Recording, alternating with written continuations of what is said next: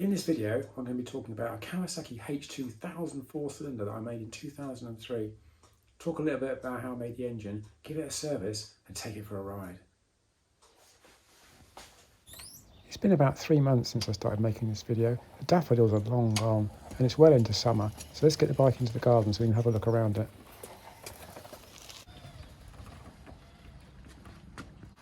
The grass is still really soft from the winter rain and it's quite hard to push. This is one of my early 1000cc H2 4-cylinder Kawasaki's. It differs from other models that I've made in the fact that it has chrome-plated steel expansion chambers, K&N filters and pre-tech billet caliper front brakes. The twin pre-tech calipers are so fierce you can make the tyre squeal with just one finger pressure on the lever. I fitted these calipers to several of my H2004s and also my Kawasaki V12 and the Viper V10. In here you can see the central two exhaust pipes just fit between the frame.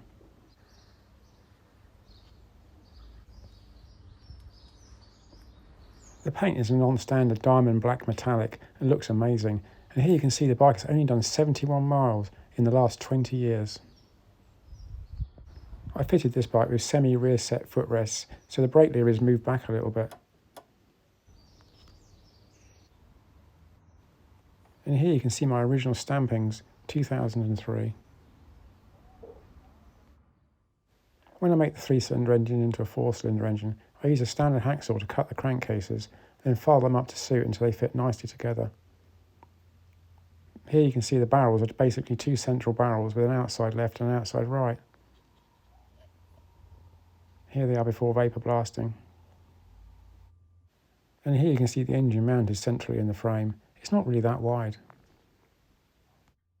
The crankshaft is pressed together from 6 pieces, so I can basically unpress them, add 2 more bits, then repress them together as a 90-degree 4-cylinder crankshaft. With the crankshaft finished, it's just a straightforward assembly. I go into greater detail in other videos on my channel. Have a look in my Kawasaki 4-cylinder playlist. Now, back outside to the bike. I fitted Hagen shocks and Avon tyres. This makes the handling so much nicer. When I look at the carburetors, the first thing I notice is that the fuel pipes are really stiff and hard, so they're going to need to be replaced. The rubber pipes have gone really stiff and I can barely pull them off the stubs. In fact, I had to use pliers on most of them. Before I try and start the bike, I'm going to remove the carburetors to clean out all the jets. I did notice that one was leaking slightly as well, so I'll address that. The petrol tank and seat need to be removed first to gain access, so the seat hinges up and the tank can be lifted off very carefully from the back. I really like this view of the engine from the top. I think it looks just perfect in the frame. So now I can loosen off the clips and remove the K&N filters.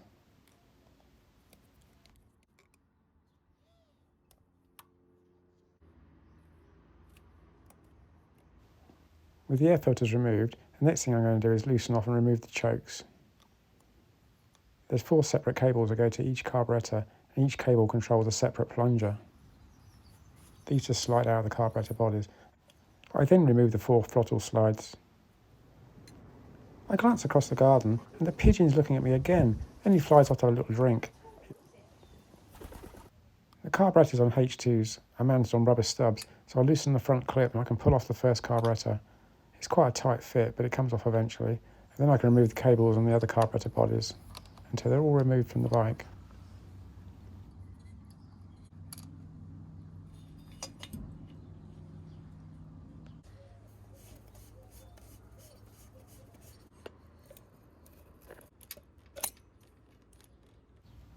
With all the carburetors removed from the bike, the next thing I'm going to do is turn them upside down and remove the float chambers.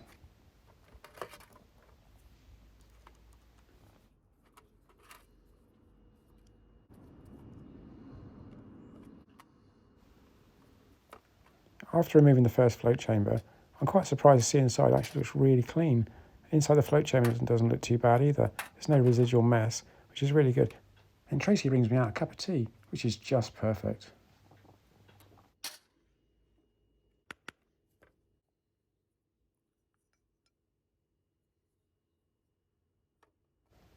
I have a look at the second carburetor, And it's strange, they actually look quite clean, but when you actually feel the floats, they feel stiff, as if it's like gummed up slightly, like the petrol's just gone a bit jelly. So anyway, I pull out the pin, which slides out nicely, take off the float, and the needle itself in the cut-off valve feels a bit tight as well. So this all needs to be cleaned with a carb cleaner.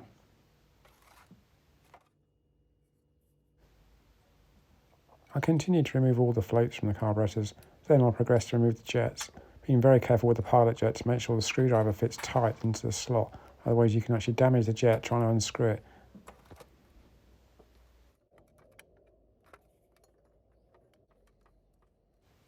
With the 4 main jets removed, I carefully lift out the brass washers and tap out the needle jets.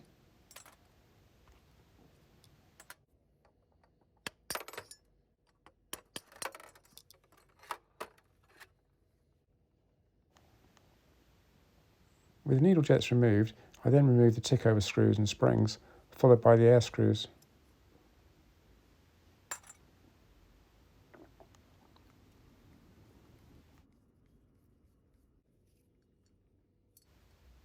Not forgetting the little spring that sits behind the air screw. These can sometimes ping out and get lost.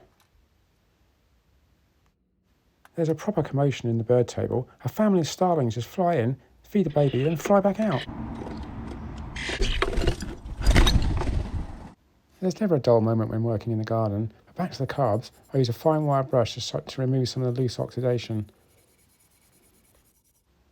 Then I put all the parts on my ultrasonic cleaner using a mildly acidic solution to remove all the oxidation and give them a nice clean look. The ultrasonic cleaner vibrates the parts at very high frequency. This removes and dislodges any corrosion and contamination. It also upsets my microphone on the camera. This is the solution I use. You have to dilute it as it says in the instructions, but it works really well. After about 10 minutes at 50 degrees C, the parts are lifted out and they look absolutely amazing. I'm really pleased with that. As I turn off the ultrasonic cleaner, I can hear this noise at the door. It's a blackbird. He's really tame. He comes up to be fed every day, so I give him some mealworms. He loves them.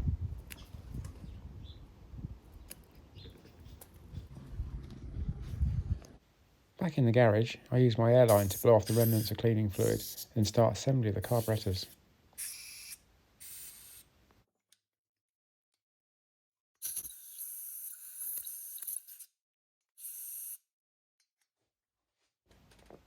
The first thing I assemble is the needle jet. This slides into the centre of the carburetor body and is aligned with a little peg to make sure it's in the correct orientation. You know when it's correct, it just drops down flush. The needle jet is held in place by the main jet and a brass washer.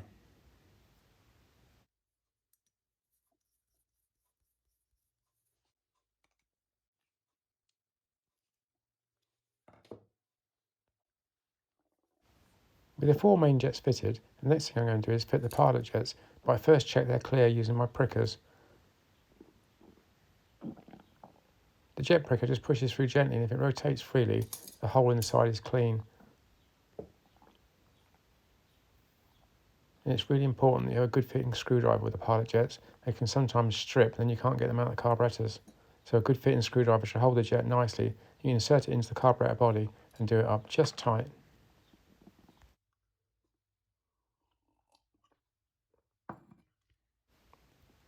I then fit the 4 tick-over adjusting screws. On the H2 they have a big aluminium disc to aid operation, so you can do it by finger without using a screwdriver.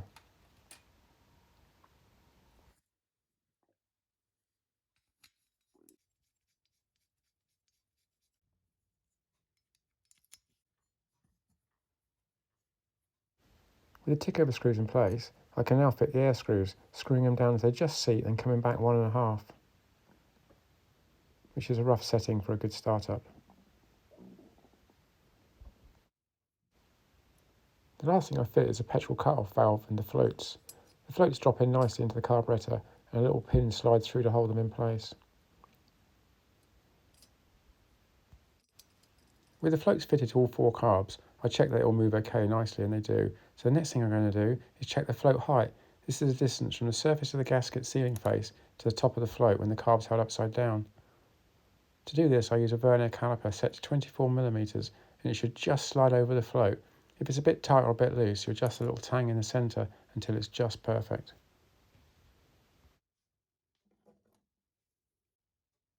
I carefully offer up the vernier caliper with a gentle rocking motion, and I can see it's just touching the float, which is perfect, so this one's ready to go. And I check the subsequent 3 carburetors, and they're all the same, so I'm really pleased with that. It's always good to check both sides of the float, because if any twist, one side might be correct and the other side could be wrong, in which case just gently twist them back so they're both the same. The float bowl gaskets are all hard and brittle, and when I bend them they snap, so these are no good, so I need to get some new gaskets. You can buy them online, but I prefer to make my own gaskets. It's really easy to do. Many years ago, I had an old float bowl that was badly corroded and beyond repair, so I cut off the bottom with a saw and made myself a template for drawing around like this. And what's good, it fits the H1, H2 and even the GT750 early models, so you can use it for many bike applications. So you place it on the gasket paper, you can draw around and then cut out your gaskets.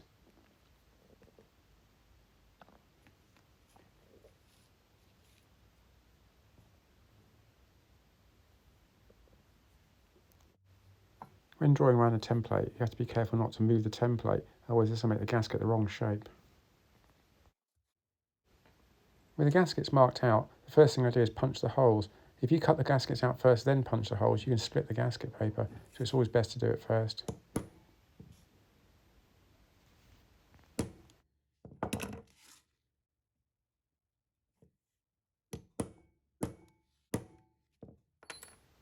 There we go, that's all the holes punched. So now I can use my Swiss Army knife to cut out the gaskets. The little scissors that come with them are just perfect for this.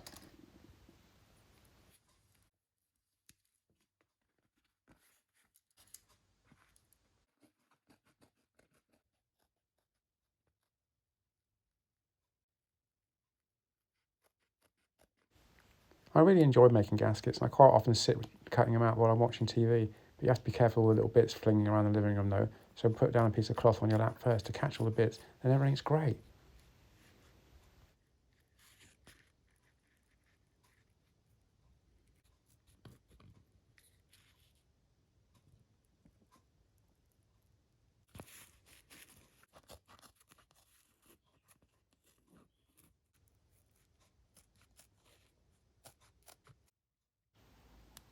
Well, there we go, that's the first gasket cut out, and it fits the float bowl just perfect. I'm really pleased with that, and it's really satisfying knowing that you've made it yourself. 3 more to go, then we're all done. The gaskets fit nicely into the carburetor body and snap in place. It's important to check they don't touch the side of the floats, because this can cause problems with flooding. If it is sticking out a little bit too much, you can just trim a bit more off with your scissors, but in this case they were fine. So now I can screw on the float chamber bodies and tighten the screws.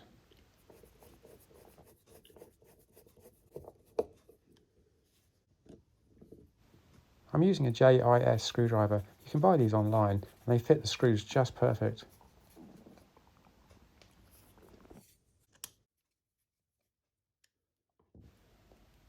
With the screws tightened, I give the carbs a little shake to make sure the floats are clear, like a final check, and everything's fine. So that's brilliant.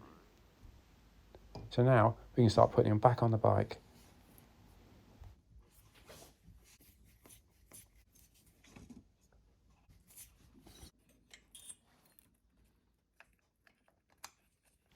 Starting in the middle and working outwards, I fit the carburetors to the engine, then the throttle slides and then the chokes until they're all fitted.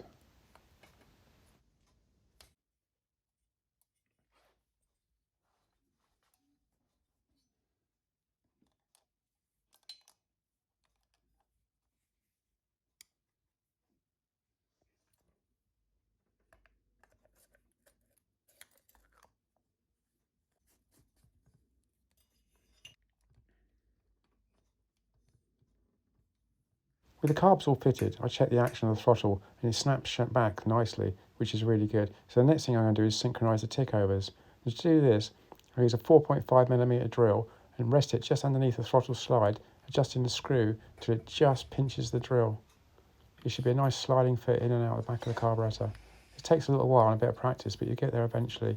So you basically screw in the little screw, so this raises the slide, push the drill in, then release the screw until it just pinches the drill. You're talking about a very slight grip, when you're happy that's just done that, you repeat that on another 3 carburetors, and then that's a tick over set.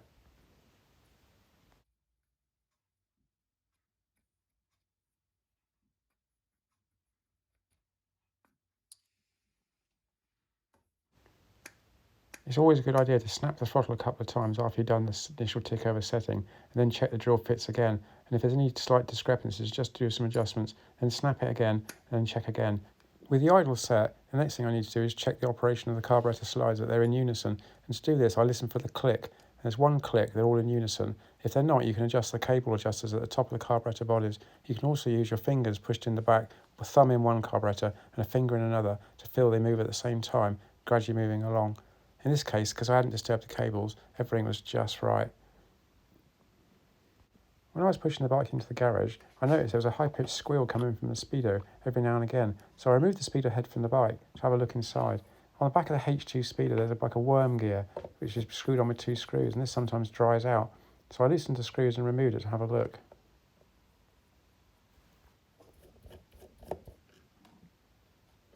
I looked inside and I could see that it was really dry. In fact, I couldn't see any grease at all.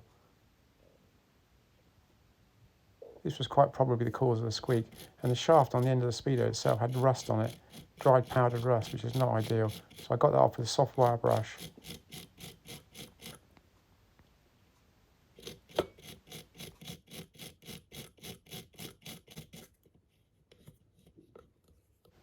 With the parts cleaned, I put some grease in the housing and on the actual shaft itself. This should stop the squeak.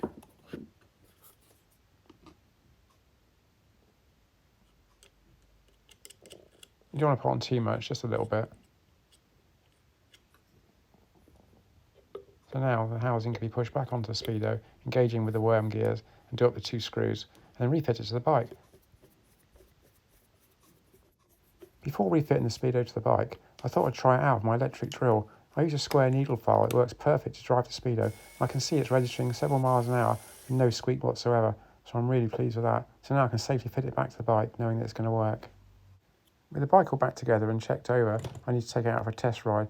So I take it to my nearest garage first of all to fill it up, because it hasn't been used in several years, and take it for a very careful ride, bearing in mind that it's technically still running in.